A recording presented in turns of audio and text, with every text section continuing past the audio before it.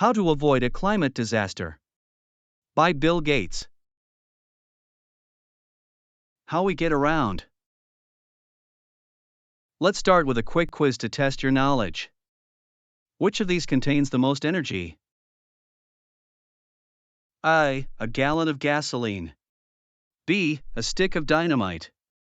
C, a hand grenade. The correct answer is A, gasoline. A single gallon of gas contains the same energy as 130 sticks of dynamite. That's why we use gas in our cars instead of explosives. Gasoline is also remarkably cheap in the United States. It's less expensive than bottled water, yogurt, and even Charles Shaw wine. Gallon for gallon, gasoline is the gold standard for energy per dollar spent. However, transportation is the biggest cause of emissions in the United States. To achieve zero emissions, we need to replace fossil fuels with something just as energy-dense and cheap. It won't be easy, but it's possible. The impact of fossil fuels on transportation. For the first 99.9% of human history, we didn't rely on fossil fuels for transportation. But in the early 1800s, we discovered coal-powered locomotives and steamboats and never looked back. Transportation emissions will keep growing through at least 2050.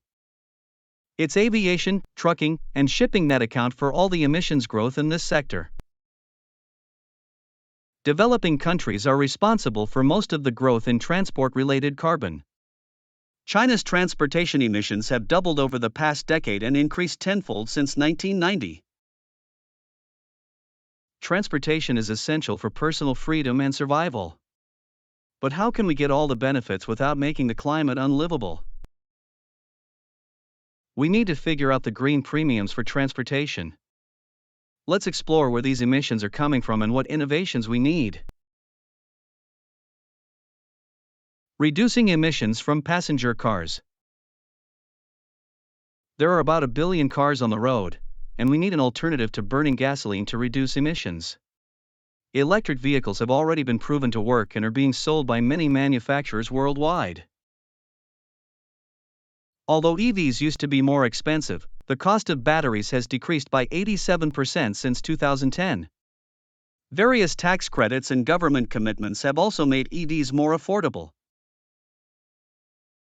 But what about the green premium? When you account for all the differences in total cost of ownership, the Bolt will cost 10 cents more per mile driven than the gas-powered Malibu. In some parts of Europe, gas prices are so high that the green premium for EVs has already reached zero. As battery prices continue to drop, I predict that the premium for most cars will be zero by 2030. Electric vehicles can be a solution to reducing emissions from passenger cars. As they become more affordable, we should get more EVs on the road. The pros and cons. Electric vehicles are getting more affordable, and that's great news. But there are still some drawbacks to EVs versus gas-powered cars. One drawback is that EVs are cheaper only when gas prices are above $3 per gallon. When gas prices are low, EV batteries are simply too expensive. It takes an hour or more to fully charge an EV, while gas cars take less than 5 minutes. Plus, EVs only reduce carbon emissions if we're using zero-carbon electricity. If we want to have every passenger car in America running on electricity by 2050, EVs would need to be nearly 100% of auto sales within the next 15 years. Today they're less than 2%. Exploring alternative fuels. Alternative liquid fuels can be another way to get to zero. Advanced biofuels made from non-food crops or farming residue have little or no fertilizer needs. Some advanced biofuels can be used in conventional engines without modification. Switching to alternative fuels is not a lost cause. Biofuels and electrofuels are promising alternatives to gasoline. But they face technical and economic challenges. I learned this firsthand when I invested $50 million in a biofuels company. Their proprietary process didn't work well enough to be economical. Electrofuels have a lot of advantages. They're made using carbon dioxide captured from the atmosphere, so burning them doesn't add to emissions. However, they're very expensive to produce. Hydrogen is needed, and it's costly to make without emitting carbon. The impact of EV on consumers. For the average family, doubling the price of gasoline means an extra $2,000 premium. Tripling it means an extra $4,000 for every conventional passenger car on the road in America. Batteries are a less practical option for long-distance buses and trucks. Electricity is viable for medium-duty vehicles and short routes. The city of Shenzhen, China, has electrified its entire fleet of more than 16,000 buses and nearly two-thirds of its taxis. I think the green premium for buses will reach zero within a decade. For heavier vehicles, more batteries are needed, adding a lot of weight. We need to explore other options for decarbonizing transportation. Why electrifying heavy-duty vehicles is not practical. We all want to reduce our carbon footprint, but electrifying our cargo trucks, ships, and planes is not a practical solution. Why? Because the best lithium-ion battery available today packs 35 times less energy than gasoline.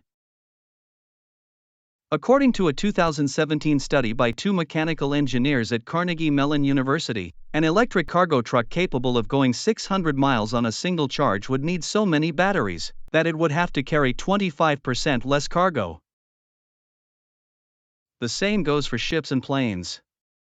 The more power you need, the heavier your vehicle gets. Batteries will never be light and powerful enough to move planes and ships anything more than short distances. Our best bet is to replace jet fuel with electrofuels and advanced biofuels. But they come with hefty premiums too. Making the switch to alternatives would do us a lot of good because shipping alone accounts for 3% of all emissions. Cutting down on transportation emissions. How can we move towards zero emissions from transportation? There are 4 ways to cut down on emissions. First, we can do less of it. Encouraging alternative modes like walking, biking, and carpooling can help reduce emissions. Second, we can use fewer carbon-intensive materials in making cars. Less steel and plastics in our cars means lower carbon footprints. Third, we can use fuels more efficiently. Although fuel efficiency standards for passenger cars and trucks have made a difference, they don't go far enough. Fourth, the most effective way to move towards zero emissions is switching to electric vehicles and alternative fuels. Both options currently carry a green premium, but we can work towards reducing it.